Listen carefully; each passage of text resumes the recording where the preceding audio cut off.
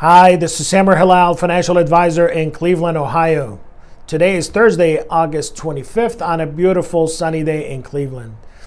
I wanted to discuss mutual funds and ETFs with you today. I want to highlight two commonalities between them and four differences. So most of you have had mutual funds in their investment accounts or in their 401ks or employer-sponsored retirement plans. So you know how those works and what they're made up of. But ETFs are relatively new, so that's why I want to make the comparison. ETF stands for Exchange Traded Fund. So the two commonalities are that both provide diversification as well as scope. So let's dive into this a little bit deeper. Both are designed to be baskets of investments where they hold a collection of investments that is selected based on a specific objective for that fund.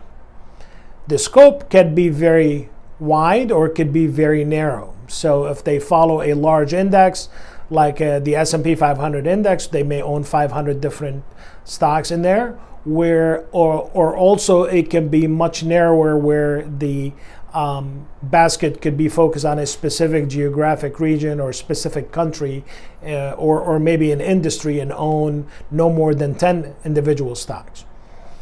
The differences between them, there are mainly four. The first one is liquidity. So a mutual fund trades once a day, and when you are buying or selling, you put in your order during market hours, and then it's going to execute after the close of business that day. Where an ETF trades throughout the day like a stock, and you're going to be able to buy or sell throughout the day. So if you're putting in your order at 10:57 a.m., you're going to get the 10:57 a.m. price, regardless of what happens to that, to the price of the ETF after that. The second is management.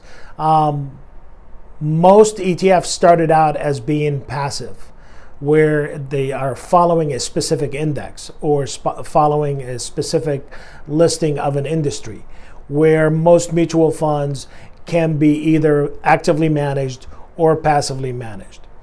The third difference is price. Like I said earlier, the price of the ETF changes throughout the day, just like the price of a stock. Where a mutual fund, the price is determined after the close. So if you are buying or selling a mutual fund, you don't really know the price until the market closes and the trade already was executed. Where the ETF, you know the price ahead of time, just like you would know the price on a stock, and you have the ability to decide to buy it or sell it. And the last difference is taxation.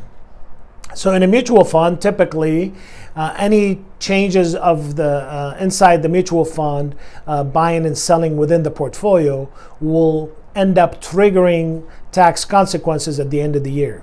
Maybe some capital gains that the mutual fund will have to distribute at the end of the year, and as a result, in a taxable account, the investor will have to report those gains and pay taxes on them.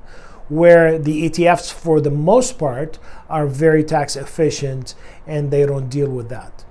So I wanted to give a broad brush of the commonalities and the differences. There's a lot more details to it. So if you want to dive more into this, do not hesitate to reach out and let's talk. Have a wonderful day.